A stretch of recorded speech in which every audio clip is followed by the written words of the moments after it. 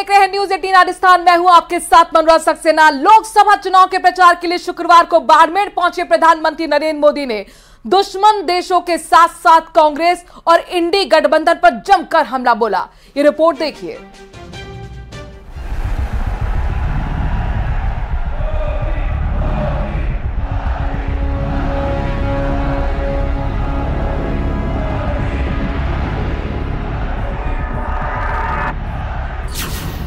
PM का धुआंधार प्रचार, विपक्ष पर तीखा प्रहार, रोजगार रक्षा पानी पर किया भ्रष्टाचार, नीति ही नहीं नीयत पर भी करारा वार।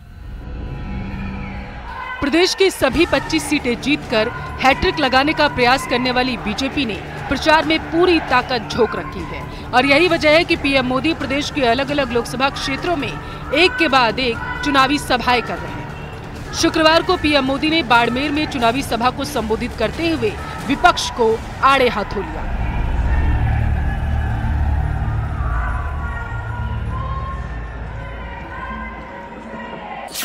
कांग्रेस की सोच ही विकास विरोधी,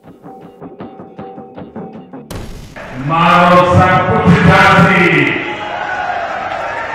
यानी पानी घी से भी ज्यादा मूल्यवान था, लेकिन 70 साल तक किसी ने इन माताओं बहनों की नहीं सुनी।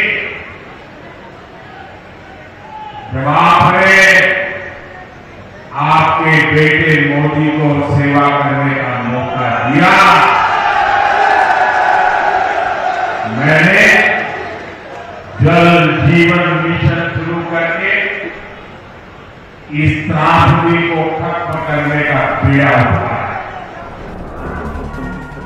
पीएम मोदी ने कहा है कि कांग्रेस एससी एसटी से भेदभाव करती, चुनाव के समय इनके साथ हमदर्दी दिखावा है। पीएम ने कहा है कि कांग्रेस ने बाबा साहब अंबेडकर को भारत रत्न नहीं दिया और आज संविधान के नाम पर जनता को गुमराह कर रही है। इन्होंने देश में इमरजेंसी लगाकर संविधान और बाबा साहब का अपमान किया, इसलिए देश को जनता को जागरूक होने की जरूरत है। संविधान के नाम पर जनता को गुमराह कर रही कांग्रेस, संविधान को खत्म करने की कोशिश की, आज वो मोदी को गाली देने के लिए संविधान के नाम पर झूठ की आड़ ले रही है। ये मोदी है जिसने देश में पहली बार संविधान दिवस मनाना शुरू किया। ये कांग्रेस वालों ने संविधान दिवस मनाने का विरोध किया था। पार्लियामेंट में भाषण उनका बाबा साहब का ये अपमान है नहीं है, संविधान का अपमान है नहीं है। इतना ही नहीं, ये मोदी है जिसने बाबा साहब से जुड़े पंचतीर्थों का विकास। पीएम मोदी ने कहा कि कांग्रेस के मैनिफेस्टो में तो बंटवारे की गुनहगार रही मुस्लिम लीग की छाप है। अब इंडिया अलायंस में शामिल एक और दल ने देश के खिलाफ बहुत खतरनाक ऐलान किया। जिस पोखरण की धरती ने भारत को परमाणु शक्ति से संपन्न कराया, अब इंडी अलायंस का कहना है कि वो भारत के परमाणु हथियार नष्ट कर देंगे। कांग्रेस के मैनिफेस्टो में मुस्लिम लीग की छाप, कांग्रेस के मैनिफेस्टो में तो बंटवारे की गुनहगार मुस्लिम लीग की छाप नजर आती है। अब इंडी अलायंस में शामिल एक और दल ने देश के खिलाफ बहुत खतरनाक ऐलान किया। उन्होंने अपने मैनिफेस्टो में लिखा है, जिस पोखरण की धरती ने भारत को परमाणु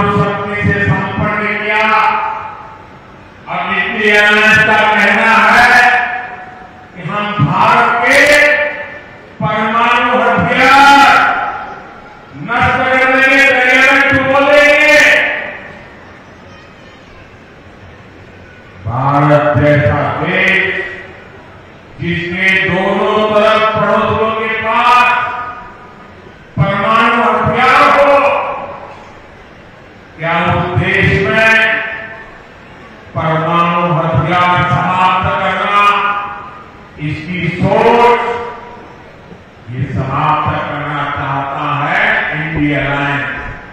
क्या परमाणु हथियार समाप्त होने चाहिए? पीएम मोदी ने कहा है कि कांग्रेस हर उस काम का विरोध करती है जो देश हित में होता है।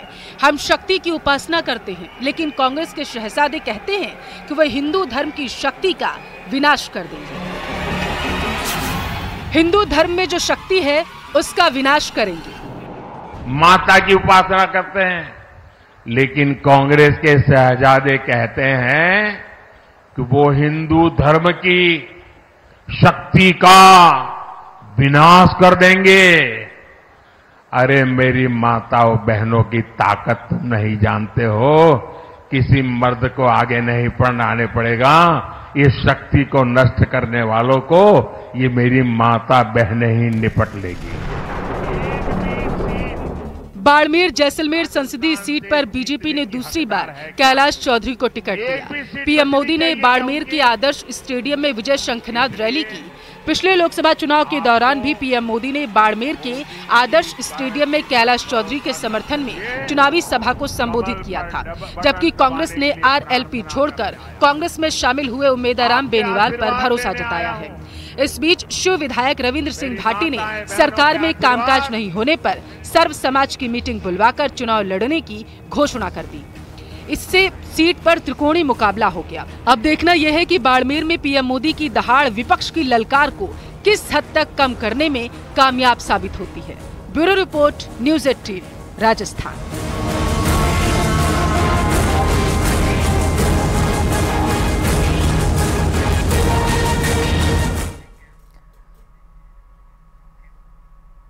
पूर्व केंद्रीय मंत्री जसवंत सिंह के बेटे मानवेंद्र सिंह जसोल की आज बीजेपी में घर वापसी हो गई है। वो 5 साल बाद बीजेपी में वापस आए हैं। जानकारों को मानना है कि जसोल की वापसी से बीजेपी पश्चिमी राजस्थान में मजबूत हो गई।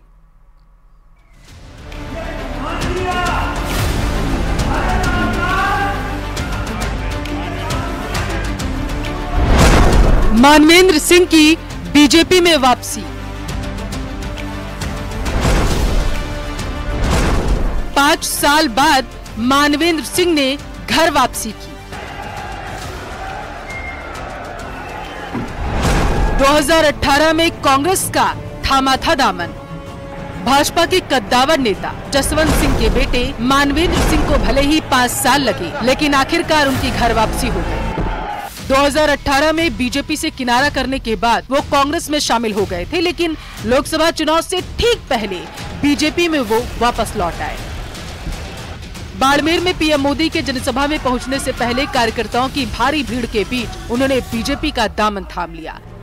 बाड़मेर में पीएम मोदी की जिस सभा से पहले उन्हें बीजेपी में शामिल कराया गया, वहां बाड़मेर से बीजेपी के लोकसभा उम्मीदवार कैलाश चौधरी समेत कई दिग्गज मौजूद थे। सभी ने हाथ उठाकर एकता का संदेश दिया। मानवेंद्र सिंह जसोल के अलावा महंत निर्मल दास, तरुण राय कागा, बलराम प्रजापत, राम सिंह बोथिया समेत कई स्थानीय कार्यकर्ता भी पार्टी में शामिल हुए। पार्टी में शामिल होने वाले सभी नेता पश्चिमी राजस्थान से ताल्लुक रखते हैं। ऐसे में इन नेताओं का साथ मिलने से बीजेपी को मजबूती मिलेगी। मानवेंद्र सिंह जसोल के बीजेपी में वापसी के फैसले पर जानकारों का मानना है कि इससे कांग्रेस को गहरी चोट लगेगी और इसके अलावा निर्दलीय चुनाव लड़ रहे रविंद्र सिंह भाटी की मुश्किलें भी बढ़ सकती हैं। जसोल की भाजपा में घर वापसी अहम क्यों? ऐसा इसलिए माना जा रहा है क्योंकि जसोल के पास राजपूत समाज का समर्थन है। पश्चिमी राजस्थान में जाति समीकरण साधने के लिए एक राजपूत नेता के तौर पर उनकी बेहद जरूरत थी। लेकिन सवाल ये कि क्या मानवेंद्र सिंह बाड़मेर जैसलमेर लोकसभा सीट पर कांग्रेस उम्मीदवार उम्मेदाराम बेनीवाल और निर्दलीय रविंद्र सिंह भाटी के साथ त्रिकोणीय मुकाबले में फंसे बीजेपी उम्मीदवार कैलाश चौधरी को जीत की दहलीज तक पहुंचा सकेंगे? अब देखना ये होगा कि बाड़मेर लोकसभा सीट पर जसोल की घर वापसी से भाजपा को आखिर कितना फायदा होता है। Bureau report, news 18, Rajasthan. और इसी खबर के साथ वक्त छोटे से ब्रेक का है। जल्द हाजिर होते हैं कुछ और खबरों के साथ।